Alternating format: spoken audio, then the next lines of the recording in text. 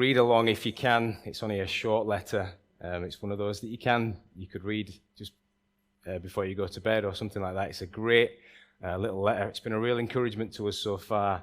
At Christchurch, we've remembered a couple of times that it's written by an elderly guy, and John at this point is an older man, and he's looking lovingly at his children.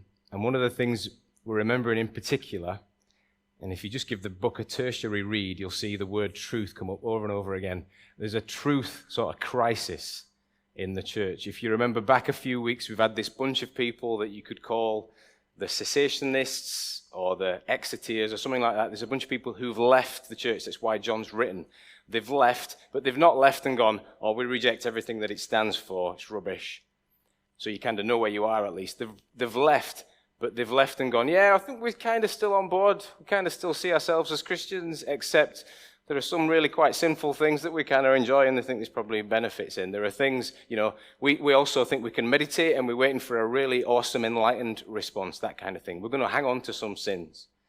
We're going to specifically remember the miracles of Jesus. We're a bit less keen on some of the suffering that he endured. These are the bits that we're going to hold on to. And this had caused huge confusion. You can imagine it, can't you, if you're still in the church, looking at the other group down the road thinking, well, what is this that we're doing? How do we know that we've got it right? What's the truth? And I think personally it's a letter right into us today, like incredibly helpful for us today. I think that we really feel the pinch of that question as Christians. I mean, I think all of society is feeling that pinch at the moment. There are so many stories out there. Pick your own truth. We've got smartphones that give everybody their own sort of cookie-generated version of the truth. And the truths are all so strong. There's loads of them, and they're all so strong, and they're all so believable, and they're also presented to you. There's so much truth, mistruth out there. How are we supposed to know what truth is? And I think, like I say, I think we feel the pinch of this. And sometimes, so I definitely speak for myself, but I think I'm speaking for us, as people that live in modernity, but also as people who are spiritual people, we're looking for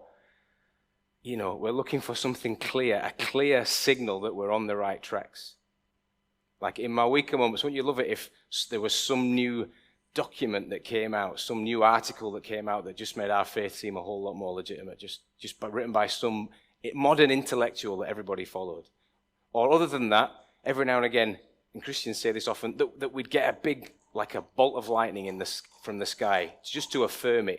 You're in the truth. We have this storyline. We're desperate to know that we're in the truth. John tells us in this text, in this letter, that we can now, 2,000 years down the line, we can know that we've got it right. We can know that we're in the truth. We can know it. Now, you're going to listen to me, or you're going to think on the text. You're going to hear my explanation, and at first you're going to think, that's way too wishy-washy of an answer. Then, as we explain what John says, as John makes his argument, you'll go, actually, that's pretty compelling of an answer. And then by the time we've finished, I think by the time John's made his case, you'll feel uncomfortable in your seat. And you won't be thinking it's not compelling enough of an answer. You'll be thinking, I want to know that I've definitely got this. It's such an obvious thing. And John says to us, this is the wishy-washy bit right at the start, it's to do with, and he says this over and over again in his letter, it's to do with love. How you feel about love, how you've experienced love, your capacity to do love. He says to us in this text that's going to magically appear on screen in a minute, that a love exists that is so big, so beautiful, so selfless, so perfect, so genuine, that we can know. And when we say know, do you remember that terrible analogy I gave a few weeks back about it's not like when we know the neighbour down the street who has got the perm, who's called whatever she's called. It's know as in we really can connect with and trust.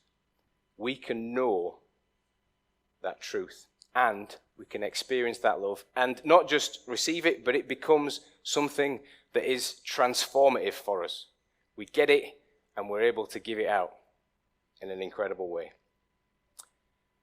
Even though we would self-describe in the 21st century as people who are progressed, we are enlightened people. And I think you can definitely look at a lot of our achievements and go, yeah, we've moved on. There's some good stuff. I enjoy the toaster. I enjoy the smartphone. That's all good.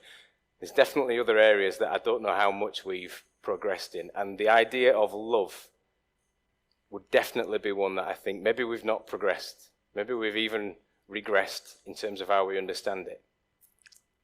I think we have quite a blunt, blurry concept of what love is. Just going to let that hang over you, see if you're all right with that as a statement. The Greeks, I think, and we're reading into a Greco-Roman worldview. John's writing into that. The Greeks, I think, thought about this. They recognized the importance of getting under the skin of this subject, love. They knew that they had to think about it. They knew that it was worth digging around at. They knew that it was better to break it down. So that's what they did. They had a few different categories for love. They had, maybe I won't say these quite right, they had eros. Basically, I think, nuts and bolts of it, when you like the look of somebody, when there's a physical connection. And they recognize that that's love, that's part of the love umbrella, that's in there, but it's, there's a specific bit where you'll do stuff because you fancy somebody, basically, in sort of Yorkshire, northern blunt speak. There was other ones as well, though. There was ludus, which is when it's connected to stuff you enjoy. I'm enjoying this. I love this. And there's also philia, which is sort of friendship, connection, when there's things in common. And there's something that's lovely about that. That fosters love, doesn't it? There's another one that they called pragma. This idea of sort of mutuality, of commitment. So you stick with somebody long enough and that sort of builds love. And it's all love, but they broke it up into these different parts. And we don't really do that today. We've got this huge term that we call love to cover loads of different things that we feel and experience as human beings. Ethan, my son, I don't know if he's in the room, I'm sure he's somewhere around. He came in just the other day, and Ethan, and he says it without a hint of irony. He was making his ham sandwich, I think it was Wednesday morning, and he looked at me dead in the eye and he said, "I love ham sandwiches, Dad. I love them." And I looked at him, back at him, I thought, he's saying the truth. He does. He actually loves ham sandwiches. And I said to him, without any sense, I was making my porridge at the time, and we're quite simple men, and I looked at my porridge and I said, "Son, I love my porridge. I love my porridge," which is fine. So that's fine. But then what happens? His darling mother, my beautiful, wonderful wife, walks in through the kitchen, and we both turn around, and we're both like, "Hey up, love, you all right? Love you," all that sort of stuff. And that's when you realize that's the weight of the problem. I can love a ham sandwich, and I can love porridge, and yet I'm looking across the room at the woman that gave birth to this boy, who brought him into the world, who'd do anything limitless for him, who's put up with me for 20 years and will continue to put up with me, who we share this huge, life together. And it comes under the same umbrella term of love. And then you realize, maybe we should get back to what the Greeks were doing. Or then you realize, you look at society and you realize the extent to which we can get it wrong with love. We can say love maybe too quickly, or we can misunderstand what it means, or we can not have enough reverence, because it's huge, love. It's enormous. When John writes here, he's writing of a specific kind of love. Some of the language, I think at the start of chapter 3, in an older version, the authorized version, he asks the question, what manner of love is this, that we might be called children of God? What kind of love is this? He's talking about a specific kind of love. Now, the Greeks had sort of clocked it. They'd drawn up a category for it, agape. They'd seen it. But then when the church was born, when the church embraced this, everybody looked on and went, it's there. Agape love. It doesn't quite fit into any of these other categories of love. We all know that they're love and they're connected with love, but this love, universal, unconditional, transcendent. People were receiving love and then dishing out 20 times the amount of love. It was going against all human logic and everything else. This beautiful thing called agape love. And in the text, John's saying to these people, you know this love. You see that there in verse 16. You know this love. You get it. And when we've talked about know, I have said this before, when we think about this word know in John's letter here, it means so much more than just being aware of. There's this deep interconnection. There's this experiential nature to this word know. It's the same word that Joe reminded us a few weeks ago, that's in the creation accounts when Adam knew Eve, and we know what they were up to. It's got huge meaning. It's got more than just being aware of. We can know that love when what? We can get this agape thing, this incredible thing. We can live in light of it when we realize that Jesus came and laid his life down. Not just that we're aware of it, but when we get that was for us. That was a personal thing. When we look at that and go, that was for me. I get that somebody had to stand in my place. I get that somebody sacrificed everything for me. When we believe that, then we get the love. And then he goes on to say, and when you've got that, see it in the text, when you've experienced that kind of love, you'll be able to possess this beautiful, big, selfless kind of a love. And what he does in the next couple of verses is really clever. So when you first read it, it can stay a bit conceptual. You receive this love, and then that means that you're going to be willing to lay down your life. You see what it says there in verse 16? You receive this love from Jesus, and if you really get that, then you're willing to lay down your life. And when I read that, when I think about those statements, you can do this thing in your head where you go, oh yeah, I'd be able to do that. It's never going to come up, but I'd be able to do that. And then John writes in a way that doesn't let you off with that train of thought. So it lets you go down that road. He says, that's actually what it is. It's been willing to lay down your life. But let me just play it out in real terms for you, which is what he does in verse 17. He says, if anyone's got, now just let this wash over you. There's a few verses in John that should cause us to pass out, really. If anyone has got material possessions and sees a brother or sister in need, yet has no pity on them, how can the love of God be in this person? If you look at, I had a little look around at a few of the translations of the Bible, and if you look at a more literal translation of the Bible, it says something like, you can't experience this love of God. You can't believe that Jesus died for you. And the language it used is, and shut up your heart to people without stuff. You can't believe that was for you and shut your heart up. And as I read it, I almost wept. You can't do it. It says that God's love opens up the heart. That's what it does. And then it says in verse 18, dear children, let us not love with words or speech, but with actions and truth. It says this love that you've got, it's not just a conceptual thing. It's not just because there's stuff in it for you. It's a beautiful, real thing. It's something you can see. It's tangible, meaningful.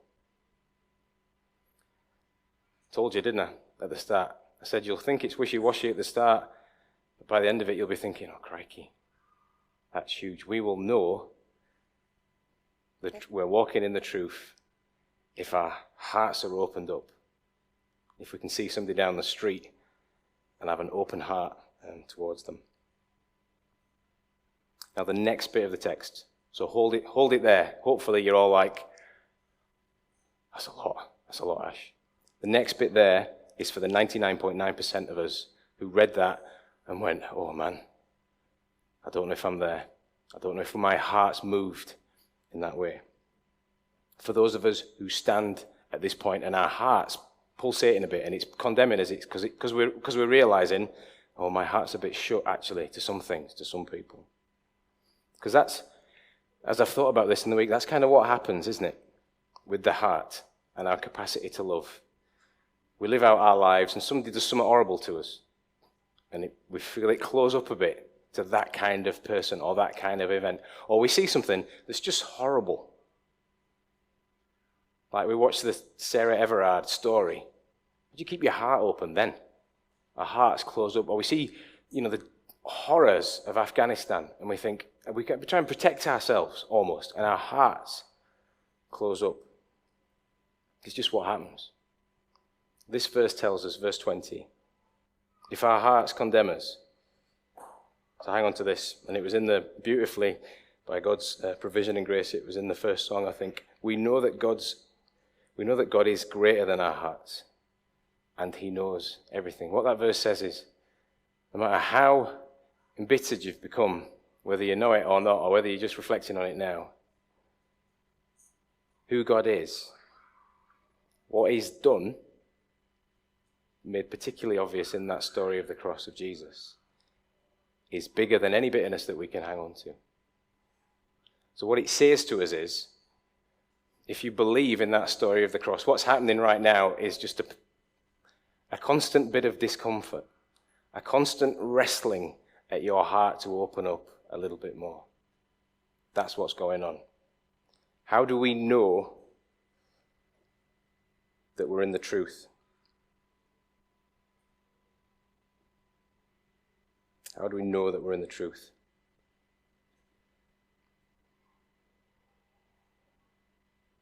It's if our hearts are transformed or they are transforming and being changed. And he says, awesomely, in verse 21 and 22, let me read them out. If our hearts do not condemn us, we've got confidence. We can be confident before God and receive from him anything we ask because we keep his command and do what pleases him. You see what it's saying there? If that's the story for us, if we've got that wrestle going on, if our hearts are being changed, it's not just a ticket to heaven that we're holding on to here. It's not just maybe when I snuff it, I can move on to something better. That's not what this verse says. This verse says that you can stand now confident before God. If your heart's been changed like that, that's a wrestling match for you. If God's been at work in that way. John says you've got a person who's going before God and asking him for things.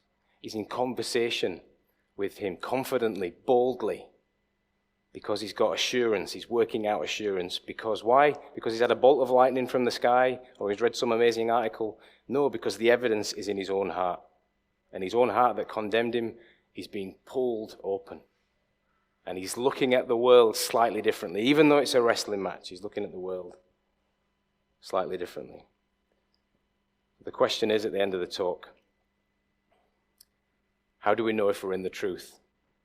And the answer's simple, really, and I hope it convicts us. Is your heart opening up, or is it closing up? If your heart's closing up, it might not matter how much good stuff you do or how many times you come to church. It might need something else to break that through. But if by the grace of God, that's a constant wrestling match for you, if you're constantly challenged about the world when you see it, if compassion is a wrestling match for you, then what that is a wonderful work of God's grace and the impact of God's amazing, forgiving love. Don't know how you're getting on with, particularly if you're watching this and faith something that you're working out. Maybe it's something that's up in the air for you at the moment. Maybe you're thinking, I think I'd still rather have the thesis, from the trusted scholar, or maybe I'd rather have a bolt of lightning to convict me of this. If all you've seen of love is what happens when you fancy somebody and they fancy you back, if all you've experienced of love is is the mutuality thing. I love this person because I know that they love me. I know that they're going to make me a cup of tea in the morning. I know that, all that sort of stuff. Good stuff. But if that's all you've experienced of love, or all you've seen of love, I can see why you could make a case for dismissing God. I can see where you'd build the argument for that. But at least for me, that's not what I've seen of love. It's not nearly what I've seen of love. What I've seen and experienced of love doesn't seem to have any logical patterns. Doesn't seem to have any limits that human reason can sort of set above it. It goes beyond and deeper and around. So I've experienced all that stuff where you see somebody and you fall in love with them and all that sort of stuff, and you realize that love's quite big. And then I've had that moment where somebody puts your own flesh and blood in your arms, and you're like, crikey, it's huge. And then I've looked on as people that I know have cared for people who are sick and dying. And I've gone, man, I'm not there yet, but I know that love's bigger than I can even conceptualize. I know that it's huge, it's beyond limits. I've watched on at 9/11 when the firemen, instead of legging it with me or where I would have been, they've run up into the smoke and up the stairs. I've seen surgeons, cleverest, people you're going to come across, not take the easy job in London or wherever, but go into war-torn countries and serve there. Love. If all I knew of love was just that somebody would do something, scratch my back because I scratched theirs, then I'd have a job convincing you of God, but that's not what I've seen of love. And that's not what I see in Jesus.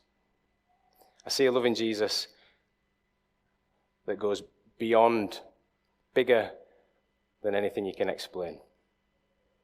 And it means that my faith is in him. And it means that my oft closed up heart can be opened up to.